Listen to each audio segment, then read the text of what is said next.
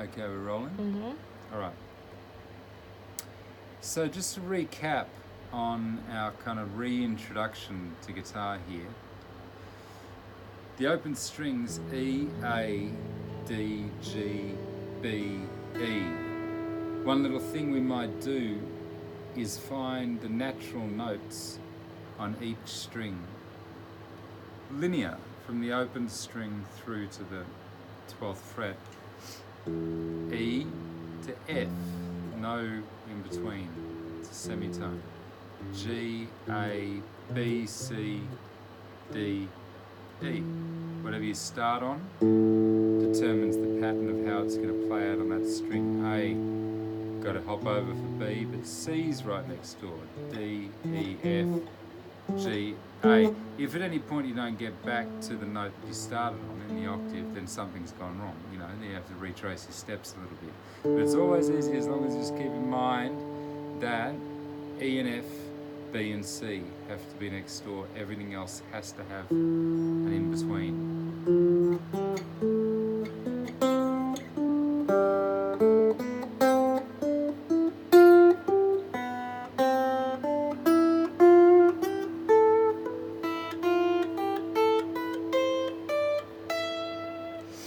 So you just run through that for yourself, get used to that. Now the other thing we talked about was, you know, just making the bar chord thing really easy.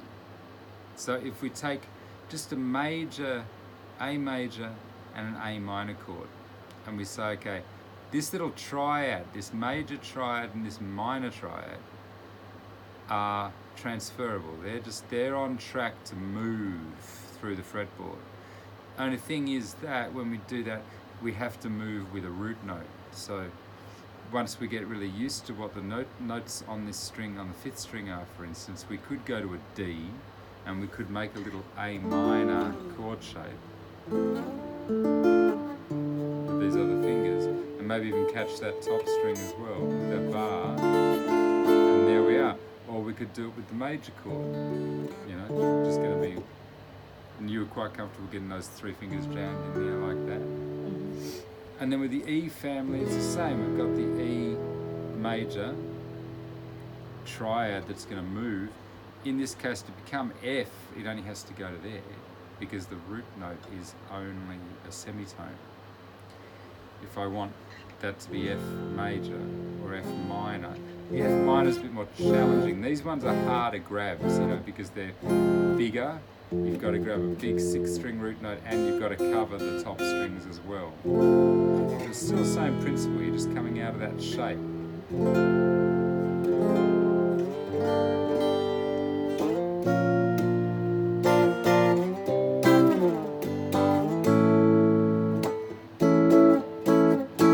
And then sometimes they break down into these kind of smaller shapes. But that's the kind of big structure that we work out of, this big bar chord thing, right? So you just find, and that's all about knowing these root notes on the E and the A string, and then just, you know, simply creating that minor and major shape against the root note. And then in terms of a scale, we said, okay, well, we're going to get away from boring major scales. We've got this open blues scale.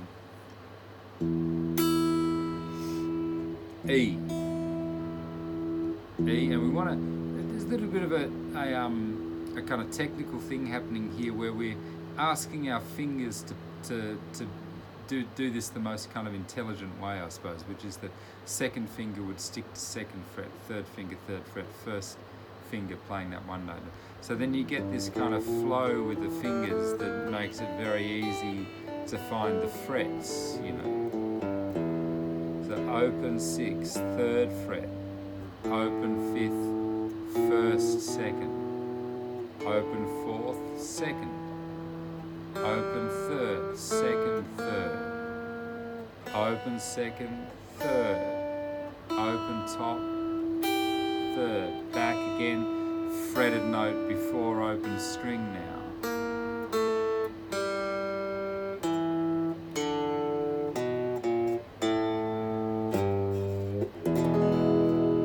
And it's a funny thing because even though that's essentially a minor scale, you can see how it works in that major, it works over a major chord. And it's a funny thing in the blues, that's a bit of a thing that happens. You can't really say that a major scale would work over a minor chord, but this minor pentatonic sits well over a major chord. And then in keeping with that, a part of that kind of sound is the blues or rock and roll. And so we've got this Sawhurst standing there by the Beatles to get the idea of playing with a pick, playing a simple kind of rock and roll rhythm and making a few chord changes. So this E major takes on this little 7 note. And if you notice, that's a note out of our blues scale, right? We've just played that, right? So that's, you get this kind of major note against a minor note kind of thing. Down, down, down, up, down, down, down, up, to the A, down, down, down, up, to the E, down, down, up, 2 more E's.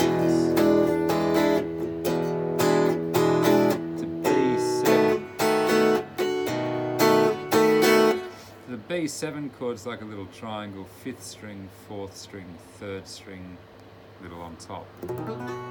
Yeah, yeah. Like that D7 chord you played me, kind of that same idea, right? You can see I'm releasing the pressure off the chord also to help with that kind of rhythm, that accent, right? As opposed to,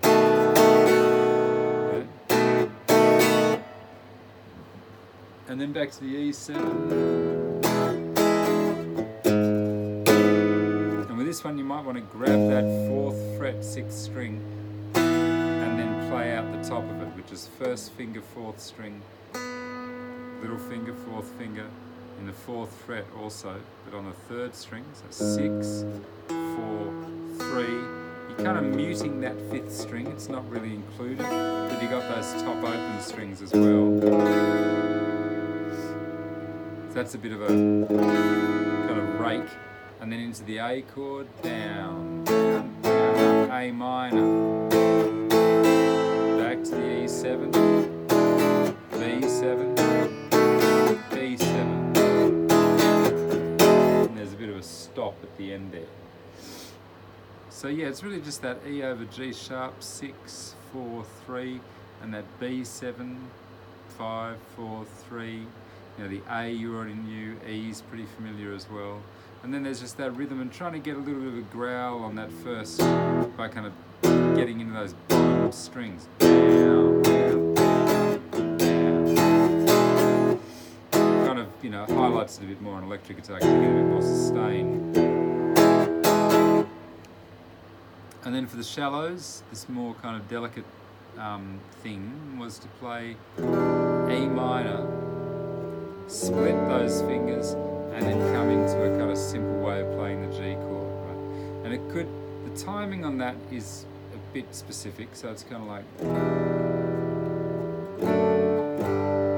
it's kind of creeping up into that G chord. 1, 2, 3.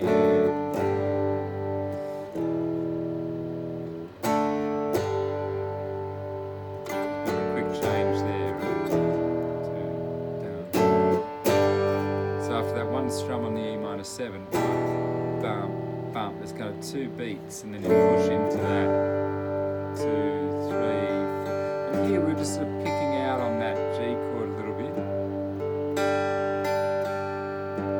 6, 4, 3, 2, 3, whatever you like there. And then to the C add 9, which we picked the whole thing there, 5, 4, 3, 2, 1, 2. Then a quick change from the G to the D.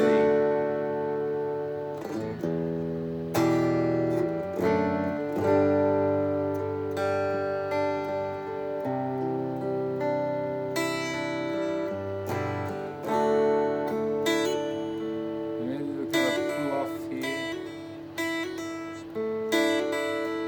Good to get an upstroke happening there.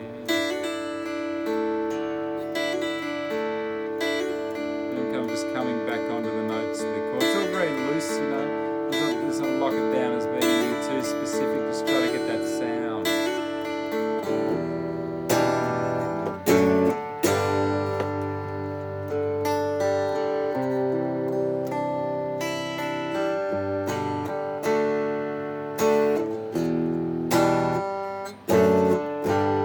one beat actually between that E minor 7. But if you said you've already got this going on in your head, so you'll probably know what it's supposed to sound like when you get the shapes going.